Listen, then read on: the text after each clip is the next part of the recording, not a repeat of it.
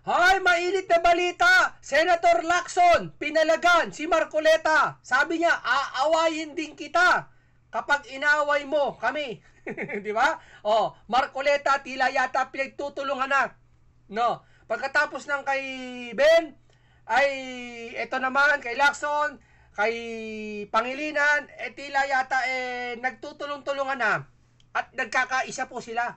Di ba? Kasi paano ba naman ho? Si Senator Marcoleta po, Blue Ribbon Committee yan.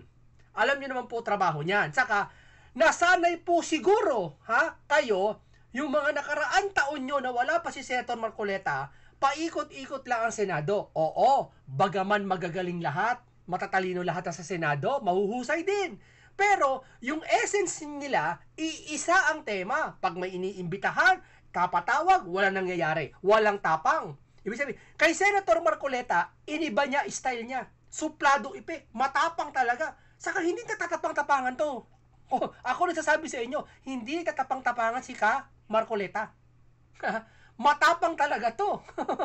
Saka, eto, maraming alam. Diba, para kayong estudyante na dati noon, na ito ay pumasok na iba sa inyo. Yung kinagawian nyo po, ay iba po sa pamamaraan ni Marcoleta. Kung ang style nyo umiikot lang dati noon sa paulit-ulit na sistema, kasi kung talagang mabisa yung style nyo po, pasensya na po, pero hindi naman lahat kayo, kasi may Rapid tool po, may Erwin tool po, yan, mahuhusay din yan. Kung ang sistema ng matatanda dyan, na dyan na tumanda, kung talagang mabisa kayo, o sige, mahusay din kayo, bakit hindi kayo naging effective noong araw?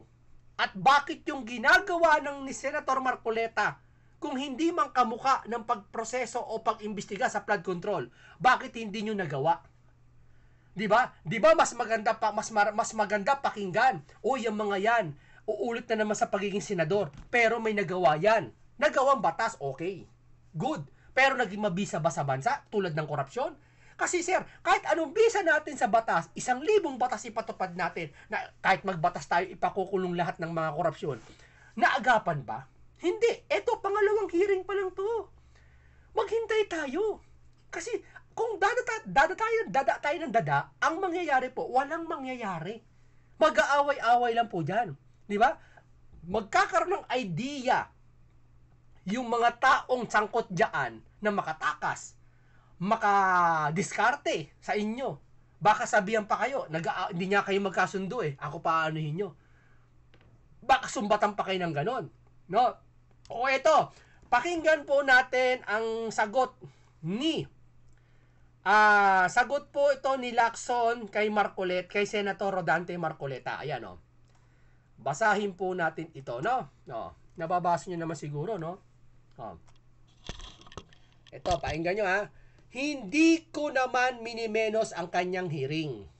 Nilinaw ni Senator Ping Lacson kay Senator Rodante Marcoleta na hindi nangihimasok ang ilang senador ukol sa pag-iimbestiga ng Senate Blue Ribbon Committee kaugnay ng anomalyang flood control project sa bansa.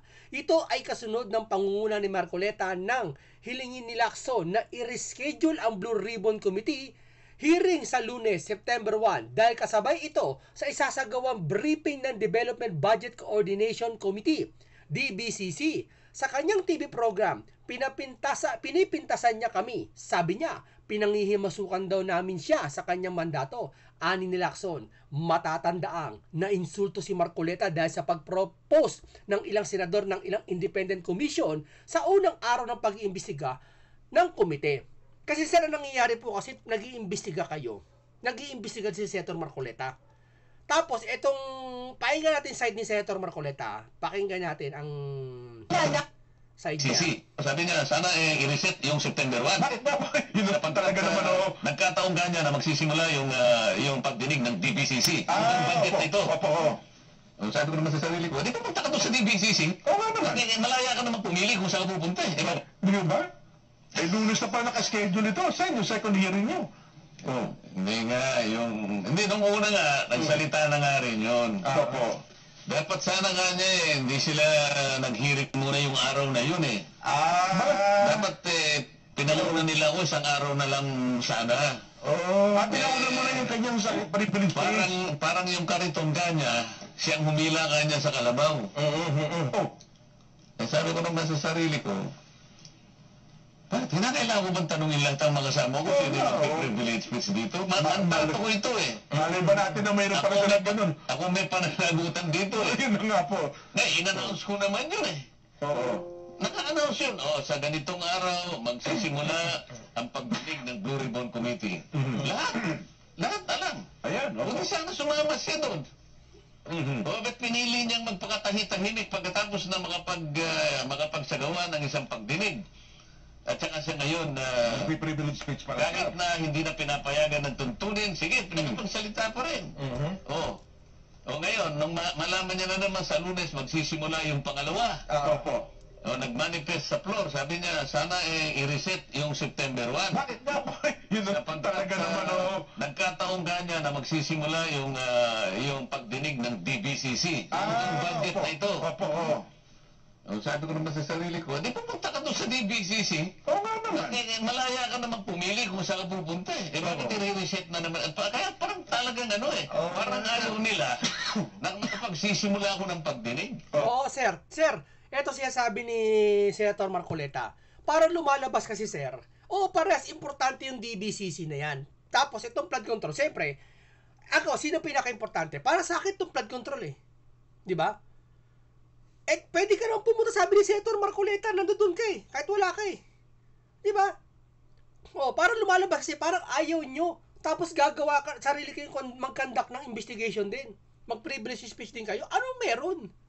Di ba? Binigyan tayo sariling committee. Bagaman nasa batas ni Soto na pwedeng bumuo. Pero respeto sa senador yun, kaya hindi kayo nagkakaisa dyan noon pa. Kaya wala nangyayari, tinatawanan lang tayo ng mga tao dyan. Kaya mababatingin sa atin ng mga tao dyan. Di ba, ho? Hindi naman lahat ha, kasi dyan may mga respetado dyan eh. Kasi paulit-ulit nangyayari. Matapang dyan, matapang. Eto talaga tuloy na matapang, nang babangga. O, mo, kahit close nyo to dati, ano ngayon? Binabangga kayo. O, ang termino nyo, inaaway lahat. Mali. Binubuwag nyo yung mga dati nyong gawi. Tama, mali. Di ba? Hindi niya inaaway lahat. At hindi rin siya nagpapaka-perfecto. Kung ako sa kalagayan niya, ganun din gagawin ko. Iba ako. Katatakutan ako, hindi ng mga senador. Katatakutan ako ng mga mapang-abuso. Dahil nakita nila ganito ako. Di ba? Saka, maraming alam. O sige, pagpalagay natin. Sinupalpal daw ni Lacson si Marcoleta ayon sa comment section, sinupalpal kayo ni Lacson. O sige, palagay natin sinupalpal si Marcoleta.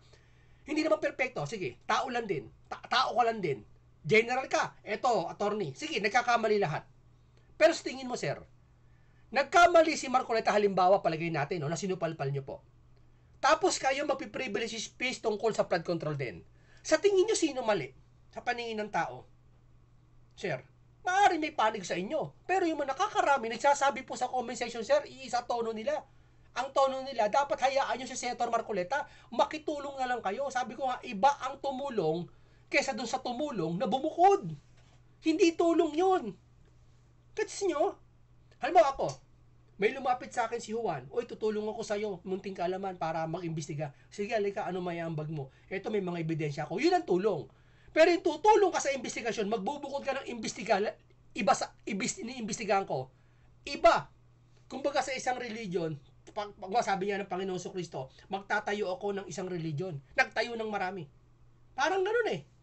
Isa lang. Ang maganda. Pwede naman marami. Wala nang masama doon. Mas maganda nga. Mali. Mali yung vlogger na yon. Na bumaliktad dati. Puring-puri kay Marcoleta. Itong si Epipanyo. Tapos bigla na naman bumaliktad. Nilait-lait na naman si Marcoleta. Di ba? Parang dagat na pasuray-suray eh. Hindi mo malaman eh. Kung kayo kakampi eh. Sabihin ko sa inyo lahat, nagsisimula pa lang ito. Huwag nyo munang husgahan. Masisisi si Idol Ben. Idol Ben, huwag kang mag-ala. Idol pa rin kita. Di ba? Bakit yung pangungunahan to? Ano mas nagiging masama? Yung pagiging pikunin ni Senator Marcoleta, alam ba na, pikunin to. Ano maging masama? Yung pikunin nito na nilalakad niya yung flood control, inaayos? O yung ginigit niyo yung sarili niyo na sinasabi niyo, ito pikunin yan. Awayin yan. Kasi nangyayari sir, parang personalan Di ba? Si Marcoleta, hindi nagsisimula. Nagsimula po kasi kayo. Kasi niya, ayon kay Marcoleta, naiinsulto siya sa ginagawa nyo na pag-iimbestiga. Di ba malinaw yun? Di ba? Kasi mukhang nakikita nila, sir. May tinatanong ka kanina, Oo. maapektuhan ka ba? Ay, nga sinasabi ko, dahil kung minsan may mga pangyayari ganyan na Baka mawalan ka ng loob. Out of focus puro kumbagsa, pinagtulong-tulungan ka ng mga lumang class, mga old-timer Pinagtulong-tulungan na ako sa House of Representatives Sa bagay. Oo. Oo nga naman. Para namang nakalimot na kayo. Kamakailan lang ito Pinagtulong-tulungan ako. Ako na lang ang natira. Pati hopya, kinuha pa nila. Oo. Ano nangyari? Nakalipat tuloy ako ron. Ayun. Pagtulong-tulungan niyo uli ka ngayon. Baka may... Baka maging vice president to. Yari kayo. Di ba? Pinagtulong-tulungan siya sa Congress. Kamara. Ngayon, pagtutulong-tulungan naman sa Congress, hindi dahil sa masama ugali ni Marcoleta. Ako, nakasama ko tong taong ito, napakabait nito. Talagang bago mag-eleksyon to, talagang napunta ako sa headquarters nila. Napakabait ang taong ito. Ginagawa niya lang yung paraan na hindi nyo paraan noon. Kasi yung paraan nyo noon, paraan nyo pa rin ngayon. Bagay na hindi mabisa. Kasi kung mabisa yun ngayon, sana umepekto na noon. Tama, mali. Kaya yung paraan ni Marcoleta, hindi nyo malunok. Kasi ngayon lang kayo nakakita ng gantong estilo na akala nyo, ginagamit nyo yung termino na may attitude, masama ugali, lahat inaaway. Di ba? Parang si Pangulong Duterte dati lahat inaaway Kaso nga, hindi sila makapalag kasi yung mama talagang papatol talaga ng bakbakan. Di ba? Malinaw naman yun Bahala kayo. Akala mawalan ako ng loob. Masisiraan ako ng loob. Hindi siya masisira ng loob. The great, matapang talaga. Ito po, sinasabi ni Lacson dito at sinasabi ng mga komento nito, sinupalpal daw si Marcoleta dito.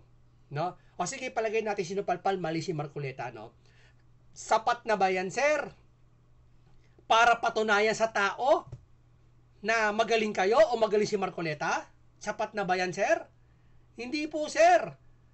Yan ang sinasabi ko sa inyo, sir. Kapag ang isang nag-iimbestiga, ito, pakinggan nyo mo to.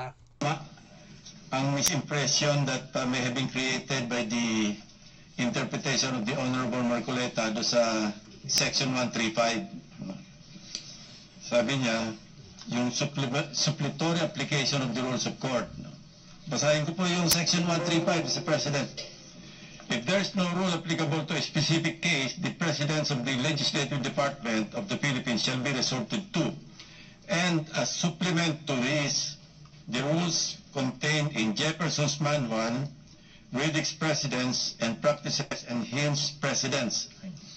Wala naman po ako nakita doon sa enumeration na rules of court. Di ba po sabi ng mga abogado, di ba yung expresso unius est exclusio alterius. What is expressly included excludes all others. So wala naman po rules of court. Kaya gusto ko po itama yung medyo hilaw pong interpretation ng ating Honorable Marcoleta. Tingnan mo, binalik niya yung hilaw kay Marcoleta. Ano ibig mong sabihin yan, sir?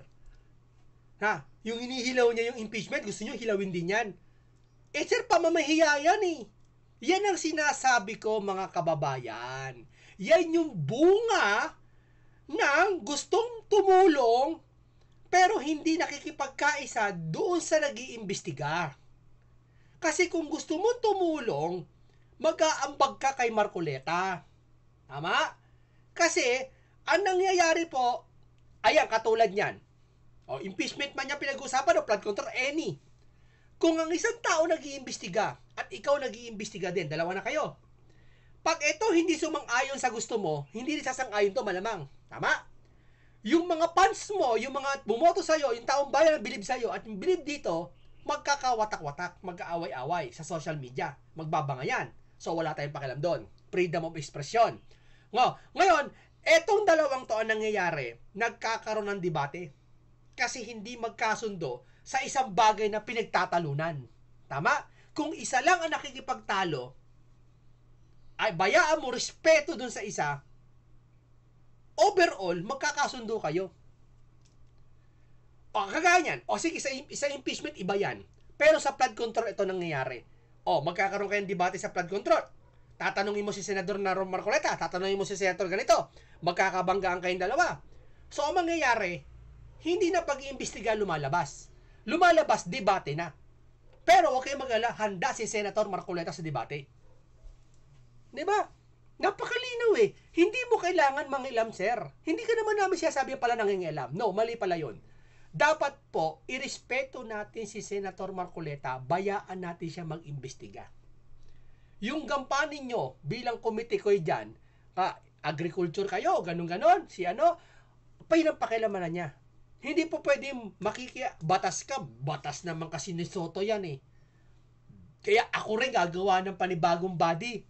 Mag-iimbestiga rin kami para patas, transparency. Hintayin nyo kung may bagay na alam kayo na hindi inimbestigahan ni Marcoleta. Halimbawa, kung si Marcoleta bias, hindi inimbestigahan yung lugar niya. Kasi lugar niya, halimbawa, Tarlac. Na alam pakiramdam nyo na masisilip si Marcoleta sa sarili niyang bayan. Napalpak din siya, halimbawa, siya representative. Doon kayo mag-react. Wala pa naman, first hearing pa naman eh. Ang second hearing, itong September 1, itong araw na to, kanina. Gets nyo? Hindi nyo mag-gets? Ako magmasid ka muna bago ka mag-complain. Tignan mo muna, pag-aralan mo muna. Di ba? Hindi yung nagsalita ka, nakita mo, magre-react ka kagad. Eh lumalabas, parang mali si Marcoleta, kayo tama. Di ba? Ito. Painggan natin to isa. Ito. Tingnan mo itago na muna natin to Ito, painggan natin to. Hindi yan. Ito. Babasa nyo naman, Lacson Marcoleta. Uminit ang tensyon sa Senado matapos ang salpukan ni Senator Rodante Marcoleta at Senator Pampilo Ping Lacson. Kaugnay umano'y panghihimasok ni Lacson na sa schedule ng Blue Ribbon Committee hearing hingil sa flood control. Bagamat hindi direktang pinangalanan ni Senator Marcoleta, sumabog ang galit ni Lacson nang ilarawan siya ni Epal at Pasikat sa programa Saganang Mamamayan ng Net25. Nagsimula ang konteksto sa Epal Pasikat nang binanata ng broadcaster Ben Tulfo ang Blue Ribbon Probe bilang simple grandstanding. Giit ni Marcoleta, isa pa to si Idol Ben. Idol po kita, pero payag ka. Sabi mo kasi, pag-comment section ka sa akin sinagot mo ako sa comment section Sabi mo, freedom express. Diba? Walang problema yon, sir. Walang problema yon. Ito, sasagot din ako sa'yo. Freedom express din, sir. Ha? Sir, yung sinasabi nyo po na lalo kitang iinisin, bagay na mali yun kahit freedom express. Sa tingin mo, seryoso makikipagsago pa yung tao sa flood control na si Marcoleta, makikipag-imbestiga? Sasabihin nyo, Sir Ben, na lalo mo siyang iinisin? For what? Para saan? Sige, para saan? Sasabihin mo, hindi naman seryoso si Marcoleta, may tiyatakpan? Paano mo nalaman? Nagsisimula pa lang ang laban. Di ba?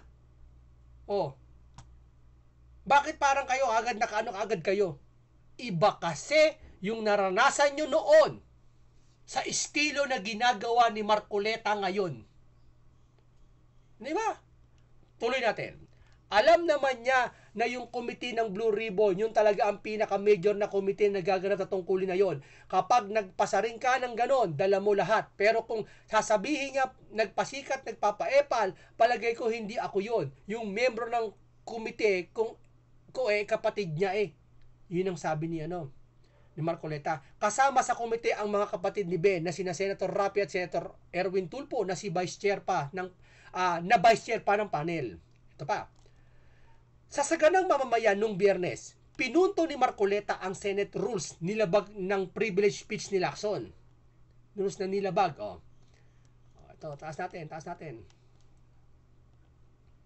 Oh, pasensya na kayo ha. Oh. Basa. Yan ang hirap sa inyo eh. Oh, nawala. Oh. Ano ba yan? Sandali. Sandali po ah. Hanapin natin ulit. Nawawala eh. Ito. Ito na. Oh. Sa tuntunin ng Senado. Sa tuntunin ng Senado kasi, ang isang subject matter ay natalakay na. Lalo ngayon, isang major committee ng Blue Ribbon, bawal na yung gagawa ka pa ng sarili mong pagpapahayag. Lalo na kung doon sa pagpapahayag mo, parang uulitin mo yung mga bagay na dapat sana doon naihahayag doon sa unang pagtalakay. Nang tanungin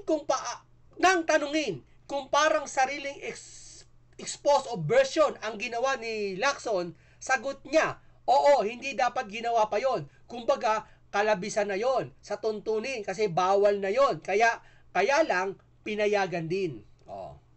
Bawal pala yon. May Blue Ribbon Committee na nag-i-explica na nag-i-ebidensya na, nag-agap na ebidensya, nag-i-hearing na, gagawa pa kayo ng panibago. Respeto tawag doon, sir. Hindi na kung saan batas na sasang-ayon ka kay Soto. Sabi ni Kiko, sang-ayon, ginagalang daw niya yung batas ni Soto na pwedeng gumawa ng isa pang komite na pag-iimbestiga para maging transparency. Sir, yung salitang respeto, sir, dapat na meron kayo sa Senado. Kaya yung tao, kaya hindi mo nirespeto, baka hindi kayo respetuhin yan. Kaya aawayin kayo. Di ba? Oh. Kasi paulit-ulit na nangyari. Sabi niya sa comment section, sir, huwag kayo masaktan ha? Tumanda na kayo po sa Senado. Bakit di nyo pa ginawa noon yan? Bakit di nyo naisip? Dalawa lang. Hindi nyo naisip o hindi naman dapat talaga gawin kasi wala namang korupsyon. Hindi kami maniniwala walang korupsyon, sir. Ibig sabihin ngayon sa panahon ng may korupsyon? No. Bakit noon pa man? Kahit wala pa kayo sa serbisyo, ang Pilipinas, kahit sa mga research, nasa top, hindi naman top o pang ilan, di ko alam, pero nasa top ng korupsyon. Di ba? Basa. May pagkaliberal naman pero kung susundin mo talaga ang tuntunin, hindi yun. Hindi akma yun. Sabi ni Marcoleta, dapat sana ay sumama na lamang siya doon sa committee. Kahit naman hindi ka naman miyembro doon, pwede ka naman magtanong. Yun lang yun, sir eh. Maki-join ka sa committee. Tawag doon, sir, nagtutulungan. Hindi ka makiki-join sa committee, aalis ka, gagawa ka ng panibagong committee, mag-iimbestiga ka, hindi yung pakikipagtulungan. Diba? At tila iniuugnay ang pasaring na epal at pasikat ni Bentulfo kay Lacson matapos idatali ang anyay optics ni Lacson sa kanyang privilege speech. Yun ay ang epal siguro, yun ang pasikat. Hindi ito pinalampas ni Lacson sa isang panayam sa radyo. Ayoko ng away, sabi ni Lacson. Pero kung aawayin niya kami, aawayin ko rin siya. Sabi ni Lacson. Biruin mo, kung aawayin mo kami, aawayin ko rin siya. Wow. Di ikaw na representative nila. Kasi ako iba pag Senado eh. Pag inaway mo sila, mamamagitan ako, sir. Yun. Hindi yung aawayin mo sila, aawayin din kita. Kakampihan ko sila. Parang gano'n lumalabas, sir eh. Ako hindi, pag ako naging senador. Pag inaway mo ako, inaway mo din sila, kakausapin kita. Yun ang tama. Patutunayan ko na tama ako sa'yo. Yun ang tama. Tama, mali.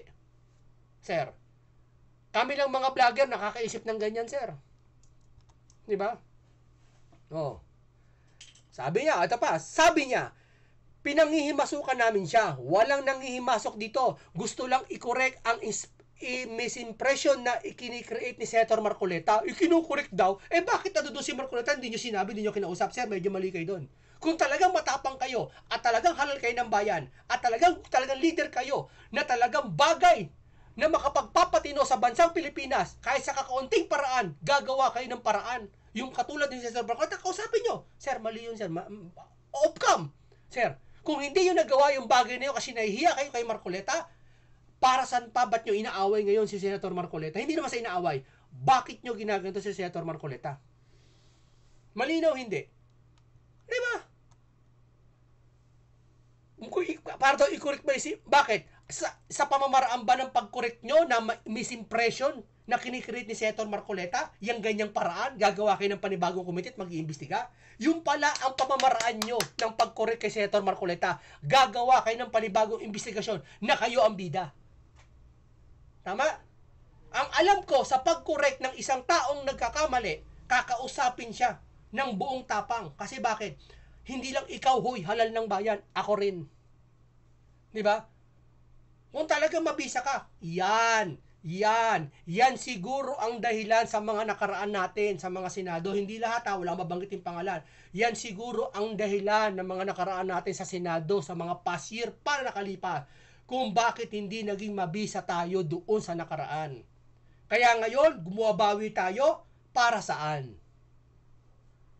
Di ba? Oh, sabi na sa comment section, kung sana ginawa nyo noon yan, naisipan nyo na may korupsyon na noon, bakit ngayon nyo lang ginagawa to? Di ba? Oh, basa. Hindi lang naman siya ang pinakiusapan ko. Ang manifestation ko baka pwedeng hiwalay lang sa petsa kasi parehong nakapaka-importante ng hearing. Sir, kung may mas pinaka-importante pa para sa akin hindi para sa inyo siguro tong flood control. Para sa akin importante din yan. Pero pag-usapan nyo, hindi yung paraan nyo na i-correct si Marcoleta, yung paraan na gusto nyo.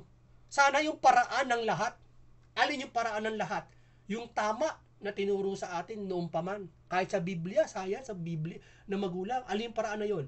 Kausapin mo yung tao ng masinsinan. Closed door, opisina ng Senate, go. Sir, tsensya ka na kasi medyo okay lang ba sir? Ganito na lang, kakampi na lang ako sa'yo. Sige, correct mo ako. Ganun ang pag-uusap. Hindi yung paraan na sarili nyo. Kasi minsan yung paraan natin mali. Totoo yun. Pero yung paraan ng mga sinauna pa, yung tama, yun ang maganda. Biruin mo ito. Tuntunin sa Senado kasi pag ang isang subject matter ay nagtatalakay na, bawal na yung gagawa ka pa ng sarili mong pagpapahayag. Parang uulitin mo yung bagay na dapat sana doon nahihayag sa naunang pagtatalakay. Hindi akma yun. Dapat sana ay sumama na lamang siya doon sa komite. Kahit hindi ka naman miyembro doon, pwede ka naman magtanong. Yun ang epal siguro. Yun ang pasikat. Totoo naman Sir, madaling sabihin hindi tayo nagpapasikat. Madaling sabihin hindi tayo epal. Pero yung ina-act natin, taong bayan nagsasabi na epal tayo.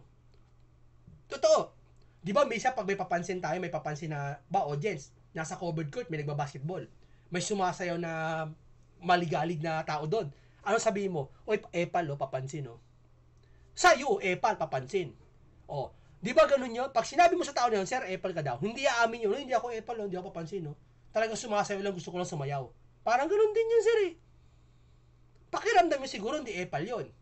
Pero, sa nakakakita, nakakapansin, parang ganun na rin. Sabi nyo pa, ayoko ng away. Tama, correct. Ang galing nyo po. Pero kung aawayin niya kami hindi siya. Aawayin ko rin siya. Anong tawag doon? Di representative. Diba? Sir, ito Freedom Express. Tulad na sinabi ni Idol Ben Tulpo. Freedom Express. Diba? Maalis na tayo dyan. Dito na tayo kay Nanatan ni Senador Rodante Marcoleta ang dalawang kapwa nito senador hinggil sa usapin ng investigasyon sa maanumalyang flood control projects. Dinira rin ng senador ang ilang broadcaster na tila minamaliit ang ginagawang investigasyon ng Kongreso. Narito ang Agenda Weekend Report ni Hannah T.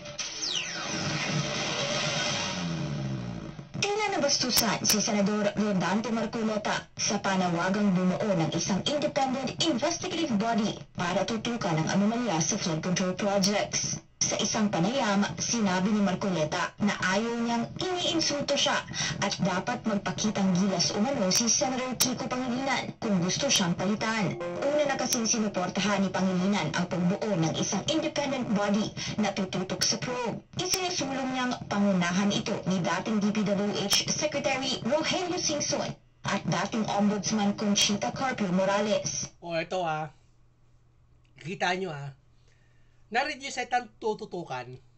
Paano ka makakatutok kung may isa pang tumututok? Di ba nakaka-distract yun? Kahit saan bagay? Kaya nga tututukan Sabi niya ni Senator Marcoleta, kung gusto mo sumama sa komite, pwede naman. Pwede ka rin magtanong kahit di ka membro doon. Huwag kang gagawa. Kasi nakaka-distract yun, nakaka-insulto yun, sir. Di ba? Kahit sa isipin mo kahit saan bagay, hihiwalay ka para magano ka. Sumama ka na yan sa akin. Tayong dalawa na lang resolve. May sabihin ka ba? Magtanong ka, sir. Hindi yung magkasalita ka, magpiprivilege speech ka din doon. Para yung inaano si Marcoleta, si Senator Marcoleta. Di ba?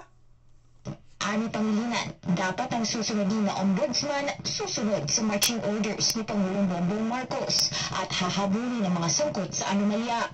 Babala ni Marcoleta, katakot-takot umano ang korupsyon sa ombudsman. At anya, kung kulay ang pag-uusapan, mababahira ng dilawang investigasyon.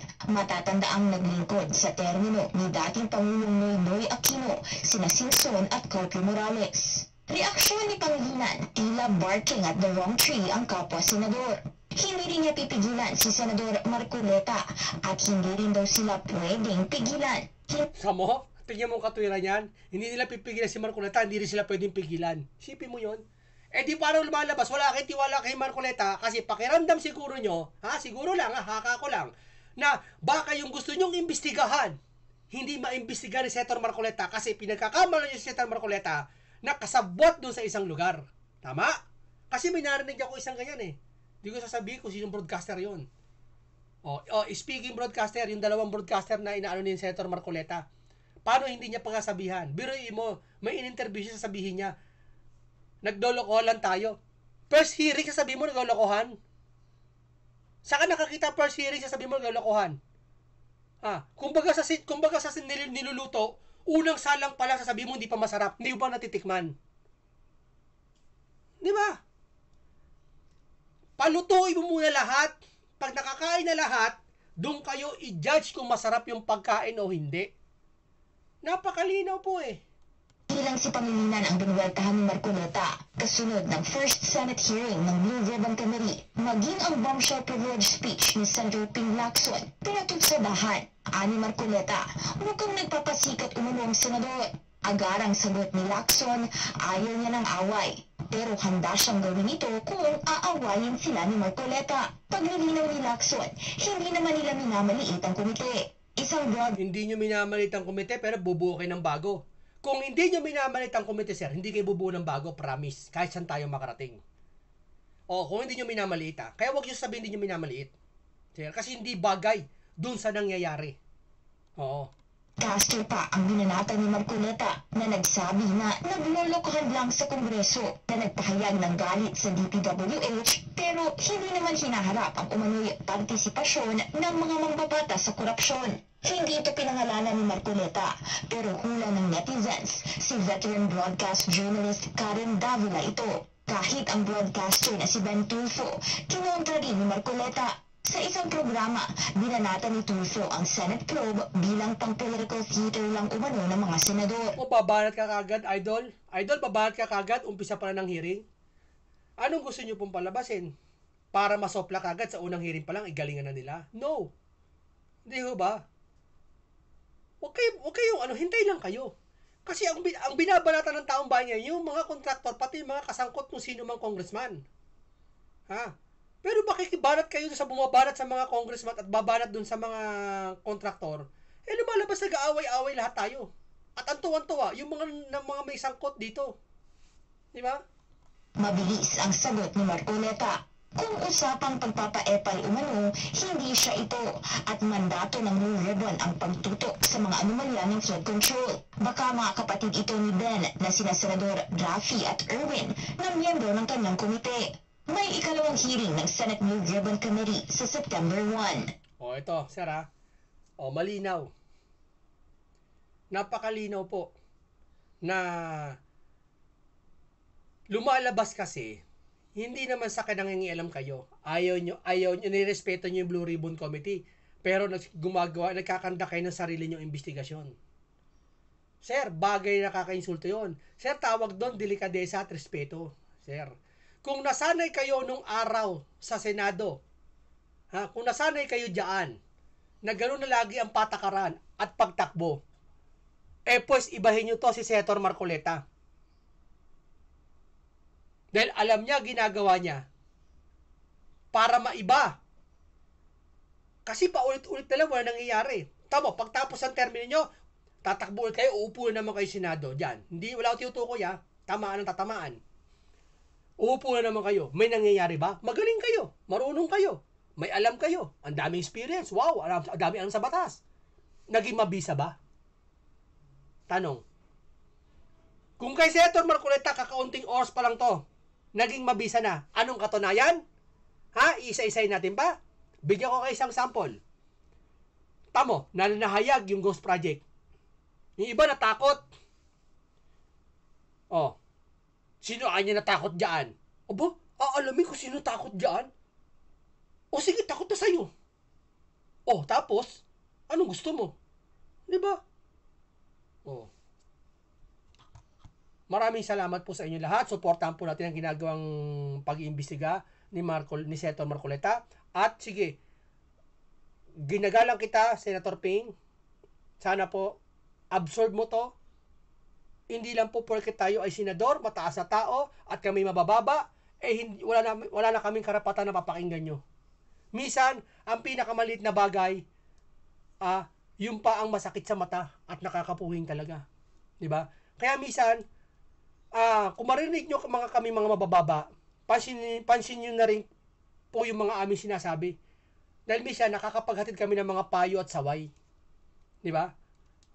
Maaring tama po kayo sa sinasabi nyo, pero mali kayo sa ibang paraan dahil may ibang nag-iimbestiga na. Di ba? Ganon din po kay Kiko, ganon din po kay Idol Ben. Imbis na tama kayo, mali pa dahil sa mga sagot at rebat nyo.